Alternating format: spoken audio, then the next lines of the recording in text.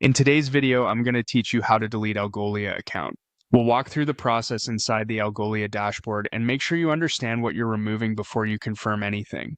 In Algolia, your work and data live inside applications. Those applications contain your indexes, records, API keys, and settings. When you delete, the data is permanently removed and any integrations using those keys will stop working. So it's a good idea to export anything you need and let your team know ahead of time.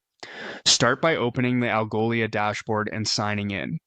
Once you're on the main dashboard, look to the bottom left corner of the screen for the settings option. It's the gear icon that opens your account settings. Click that to move into the area where account-wide configuration lives. Inside settings, head to the general section. This is the hub for high-level account information, and it's where you'll find controls that affect your applications and data. From there, open the applications area. You'll see a list of the applications tied to your account, each representing a separate container of data and configuration. Now decide exactly what you want to remove. If your goal is to clean up a specific project, choose that individual application.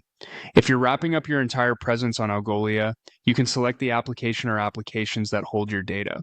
Take a moment to verify you've selected the right one, especially if you have multiple environments like production and staging.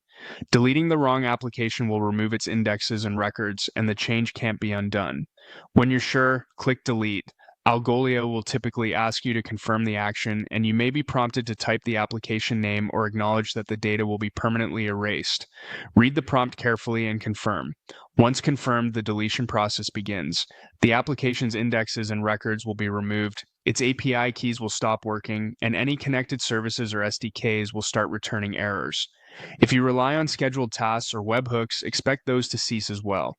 After the deletion completes, refresh your applications list to ensure it's no longer present.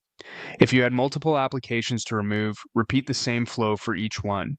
Keep in mind that usage and billing are tied to activity in your applications, so removing them will stop future usage for those items. That's it, straightforward, deliberate, and safe when you double check what you're removing.